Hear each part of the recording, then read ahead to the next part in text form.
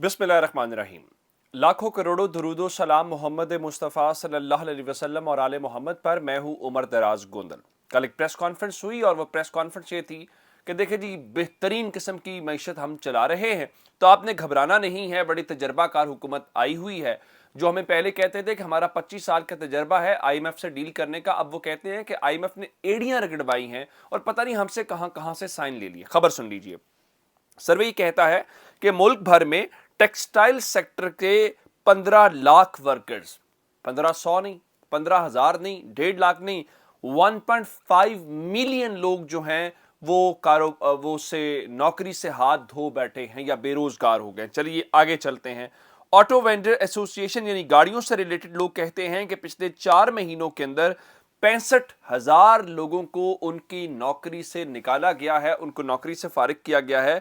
लेकिन आपने इस बात के ऊपर रहना है कि मुल्क के अंदर हालात बिल्कुल ठीक ठाक है और इस किस्म की कोई सूरत हाल नहीं है। और रात को मुस्लिम लीग नून की वजीर मरियम औरंगजेब साहिबा इमरान खान की तस्वीर लगा के साथ कैप्शन लगा रही थी कि इलेक्शन अक्टूबर 2023, अपनी तरफ से मजाक उड़ाने की कोशिश कर रही थी।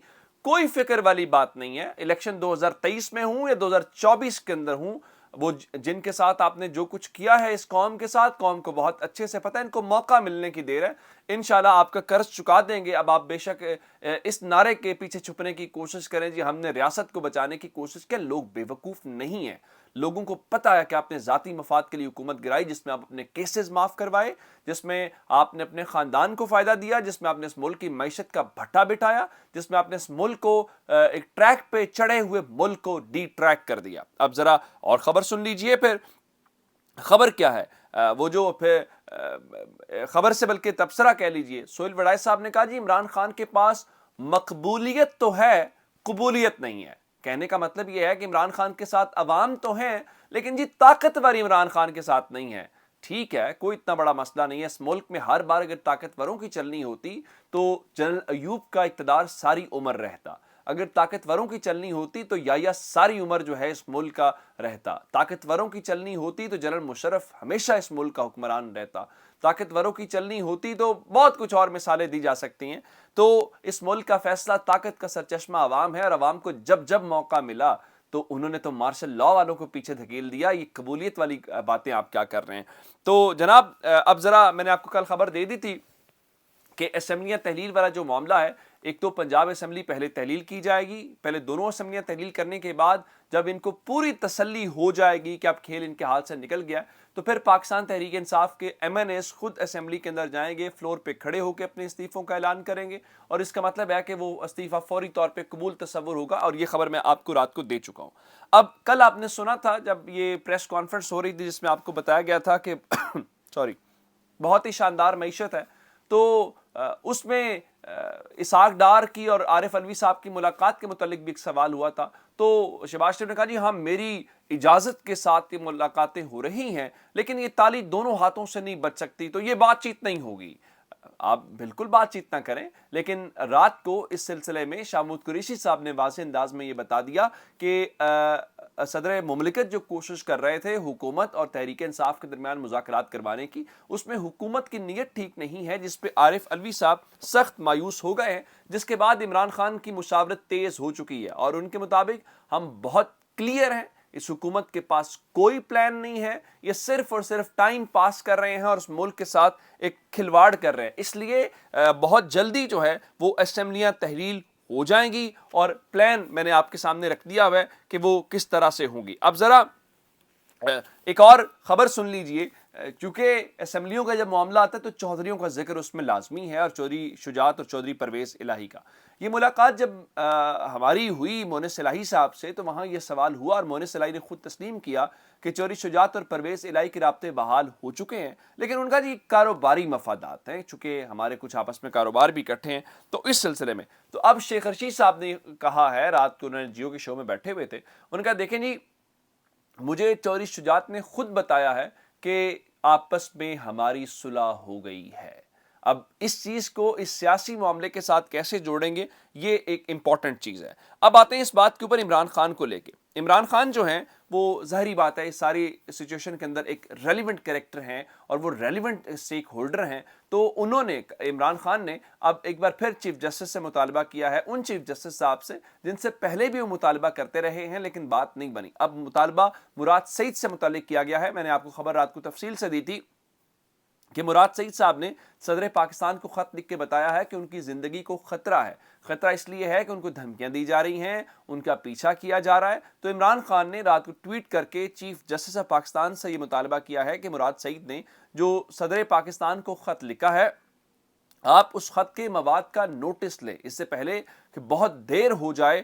لیکن ظاہری بات ہے پاکستان کے اندر عدالتوں کو جگانے کے لیے بہت ٹائم لگتا ہے. اب معلوم نہیں ہے کہ یہ کوئی ایسا انسیڈنٹ اللہ نہ کرے ہو, اس کے بعد ہوش آئے گی یا اس سے پہلے کر کے اس کو روکنے کی کوشش کی جائے گی. اندازہ اس بات سے کریں کہ ارشد شریف صاحب کا معاملہ ہے تو اب خبر یہ ہے جی آئی ٹی نے فیصلہ کیا ہے کہ وہ روزانہ کی بنیاد کے اوپر اجلاس کریں گے تاکہ اس معاملے کو کنکلیوڈ کر سکیں, اور انہوں نے فہرستیں بنا لی ہیں کہ لوگوں کے انہوں نے بیانات ریکارڈ کرنے ہیں جس میں ارشد شریف صاحب کے اہل خانہ ہے, جس میں دیگر لوگ موجود ہیں, تو ان حوالے سے بھی. لیکن رات کو جو خبر آئی وہ ارشد شریف صاحب کی والدہ سے متعلق تھی کہ ان کی طبیعت دوبارہ سے ناساز ہوئی, ان کو ملٹری ہاسپٹل راولپنڈی منتقل کیا گیا جہاں پہ ان کو اس وقت ان کا علاج معالجہ جاری ہے. ظاہری بات ہے یہ اتنا بڑا ان کے لیے صدمہ ہے, کوئی ماں یا باپ اپنے بیٹے کو قبر میں اترتا نہیں دیکھنا چاہتے, تو اس لیے شاید وہ صدمے سے نکل نہیں پا رہی. اگر ہم بطور پاکستانی ان کے کلیگ ان کے جونیئرز ہونے کے ناطے نہیں نکل پا رہے تو اس ماں جس نے اس بیٹے کو جنم دیا ہے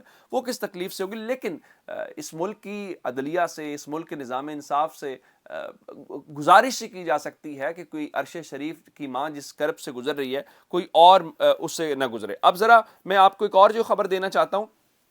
آپ جانتے ہیں کہ افغانستان اور پاکستان کے بارڈر کے اوپر کیا کچھ ہوا.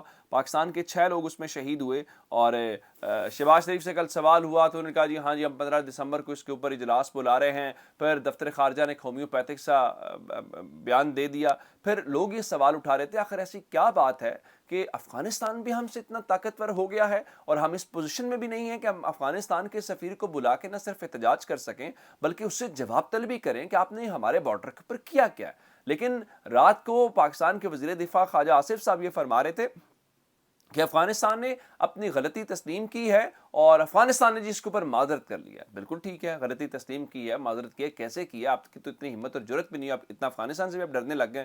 تو پاکستان کے وہ جو لوگ شہید ہوئے ہیں وہ تو واپس نہیں آ سکیں گے, تو آپ نے کیا ان کو میسج کنوے کیا, ان کو کیا کہا ہے؟ قوم کے سامنے یہ واضح ہونا چاہیے. صرف اور صرف آپ بس عمران خان کی گھڑی کے پیچھے اور گھڑی کے بیانیے کے اوپر ہی کھڑے رہیں گے کہ گھڑی ہے جس سے پاکستان کی معیشت بیٹھ گئی ہے, ایک گھڑی ہے جس سے ہمارے خارجہ تعلقات اس قسم کے ہو گئے. اس سے نکلیں, پاکستان کے ریئل ایشوز کو ایڈریس کرنے کی کوشش کریں, آگے چلیں.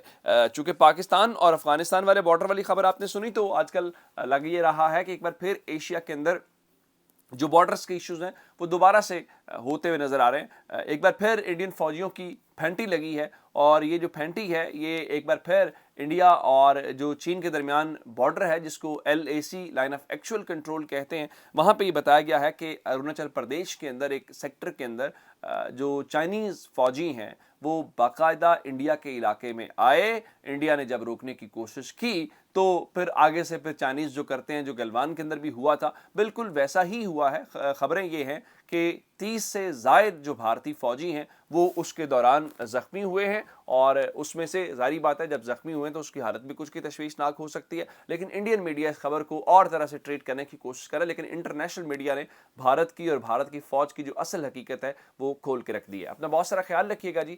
خدا حافظ.